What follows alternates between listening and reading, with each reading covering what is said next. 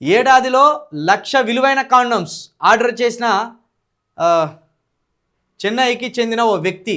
Swiggy Instamart 2025 నివేదిక వెల్లడి. ప్రతి 127 ఆర్డర్లో ఒకటి కాండం ప్యాకెట్. సెప్టెంబర్లో 24% పెరిగిన కాండం ఆర్డర్లు.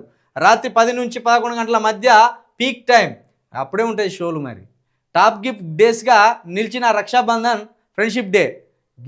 ఎందుకు రాసుకాచుడు 11 గంటలకు ఆర్డర్ అవుతాయి, పీక్ టైం అది. అంటే వాళ్ళకి ఇష్టం ఉన్న టైంలో వాళ్ళు కొనుగోలు చేసుకుంటారు. ఆయన కాండం వాడని యాడ్స్ మనమే ఇచ్చినాం కదా. పులిరాజాకు ఎయిడ్స్ వస్తుందా అని కాండం యాడ్స్ ఇచ్చినాం. మరి కాండం యాడ్స్ ఇచ్చినప్పుడు వాడమనే కదా. మరి వాడితే కూడా బాధేనా?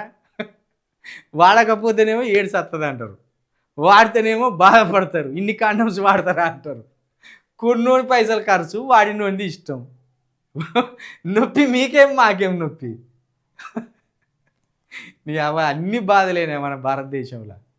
వాడేదో స్విగ్గీలో ఆర్డర్ పెట్టిండో, ఇంకో దాంట్లో ఆర్డర్ పెట్టిండో, ఇంకో దాంట్లో ఆర్డర్ పెట్టిండో, కానీ ఒక ఏడాదిలోనే విలువైన ఆట. మళ్ళా విలువైనదే, పైసలు ఇచ్చే కొనుక్కుంటారు కాబట్టి విలువైన 1,00,000 కాండమ్స్ వాడతారా అనేది ఎంత బాధ వీళ్ళకి, ఎంత బాధ.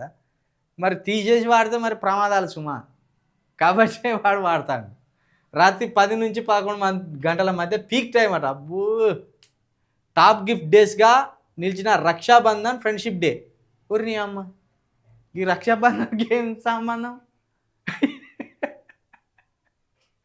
ఇదెక్కడి చిత్రం రా అయ్యా. టాప్ గిఫ్ట్ డేస్గా అట. ఈ ఫ్రెండ్షిప్ డే రోజు అంటే ఏదో కింద మీద పడి ఫ్రెండ్నే లవర్గా మార్చేస్తారేమో, అదో వేరు ముచ్చట. ఈ రక్షాబంధన్ రోజుకి ఈ కథలేంద్ర అయ్యా. ఇంత దుర్మార్గులు తయారైనారా భారతదేశంలో? ఊరిని అమ్మ, రక్షాబంధన్కు నాశనం చేతిరి గారా. పవిత్రమైన దినాన్ని అడ్డమైన దినంగా మార్చే ప్రయత్నం చేతిరి. ఈ న్యూస్ ఇది నిజమో అబద్ధమో కానీ న్యూస్ రాసుకొచ్చి మైండ్ బ్లాంక్ చేసినావు ఒక్కటేసారి. కోర్రిగా 10 గంటల నుంచి 11 గంటలకు వాళ్ళు రెస్ట్ లేదట పోరగాళ్ళకు.